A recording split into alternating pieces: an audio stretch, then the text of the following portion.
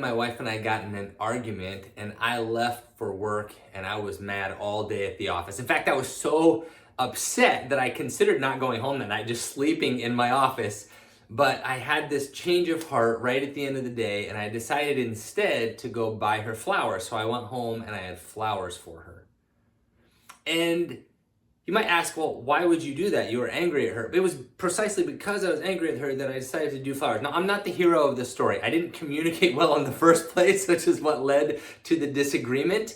But I ended up doing something good at the end.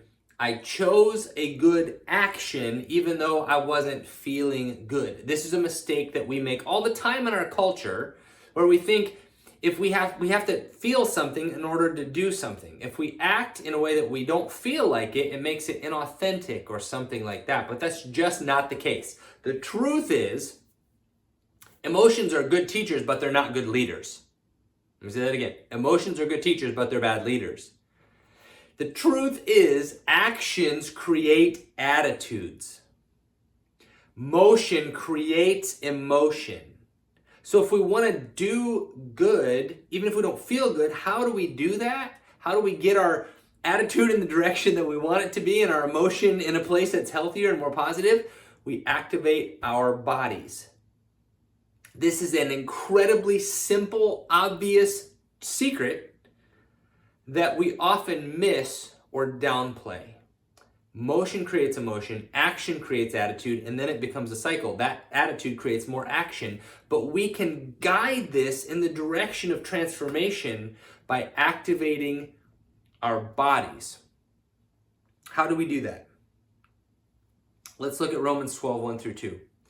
Paul says, offer your bodies as living sacrifices, holy and pleasing to God.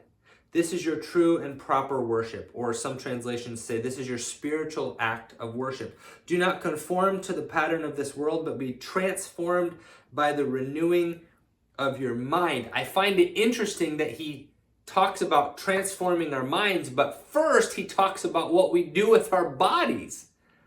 Because he knows, like all Christians have known, that our bodies are not to be trashed. They're not to be idolized. We don't do whatever we want with our bodies, but we take our bodies seriously, and our actions are very important. In fact, what we do with our body, everyday tasks, everyday movements and responsibilities and work, it's sacred to God. Offer your bodies as spiritual acts of worship, living sacrifices. I want to read a quote from Eugene Peterson. He says, we live in what one writer has called an age of sensation. We think that if we don't feel something, there can be no authenticity to it. But the wisdom of God says something different. It says that we can act ourselves into a new way of feeling much quicker than we can feel ourselves into a new way of acting. Did you catch that? Listen to this again. The wisdom of God says we can act ourselves into a new way of feeling much quicker than we can feel ourselves into a new way of acting. Worship, he says, is an act that develops feelings for God, not a feeling for God that is expressed in an act of worship. That is a totally different mindset, but it's so great because what it means is you and I can begin to take action, to get in motion, doing good things that will result in positive feelings. We don't have to wait to feel good or to feel right in order to do what is good.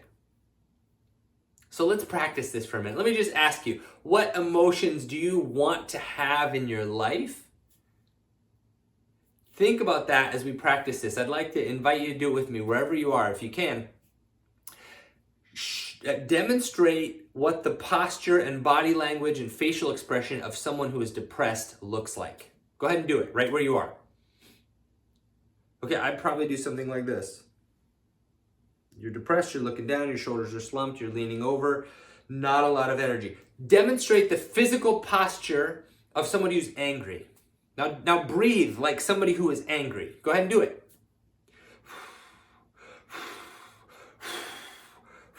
Clenched fist, heavy panting breath, adrenaline filled.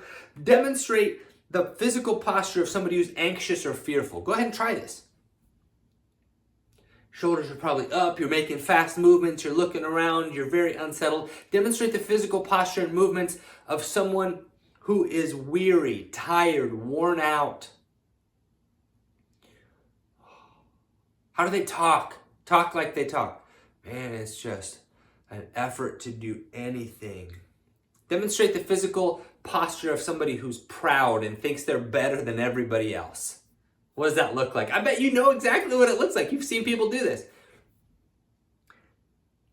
Now, let's switch it. I want you to demonstrate, practice the physical posture of somebody who is peaceful. How do they talk? How do they move? What's the tone? What's the speed? Demonstrate the physical posture and breathing of somebody who cares about you.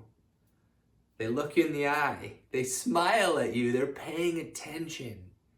They're not rushed to get you done talking so they can go on to their next thing. Their posture's open. They're not closed off. Now demonstrate the posture of someone who is happy. Yeah, there's a radiance. You can tell it in their body. You don't even have to listen to them talk or ask them how they're doing. You can see it. Now practice, what does it look like for somebody who's confident? They're standing tall. They're looking straight ahead. Their movements are clear. How about somebody who's energetic? They're not weary, but they're brimming with life and vitality. Their body moves differently. How about somebody who's humble as opposed to somebody who's proud? Here is the secret to this whole thing. God gave us bodies that we can choose how we act. We can choose what we do, and we don't have to wait to feel a certain way. In fact, that action creates the attitude. The motion creates the emotion. I want to ask you for today's AKI, the Apply Knowledge Immediately, what I'd like to challenge you to do is go back to the thing you want to be working for change in this series. What is the one change you want to make in your life that you're praying and believing God is going to help you? You have the faith, you're going to take the action. What is that change? Now, if you go, I want to move in that direction. How do I keep moving in that direction? Activate your body. If the change is more confidence, so that you're not so shy and shameful, then start acting, moving, holding your body in a way that is confident. You go, I don't feel confident. This is how we begin to feel confident. Or if it's more caring and you go, I'm just short with everybody and I'm annoyed and I'm angry and I get upset at people, start with your body. Start looking people in the eyes when they're talking to you. Smile at them. Don't rush away. Don't do closed movements or angry clenched fists. Start activating your body. If your change is related to God, you go, I don't feel like praising God. I feel like my life's a mess and I don't know if God's there. Start activating your body. Praise God. Raise your hands and sing a song. Well, I don't feel like it. Yeah, remember? Let's switch the way we're thinking about that. Start by offering your body as a living, moving, acting offering to God, that everything we do with our body is sacred and it actually leads toward the emotions that we want, those dominant fruits in our life like love, joy, and peace. Pick one that relates directly to your change, and this week, I challenge you, activate your body in a way that moves you toward that change.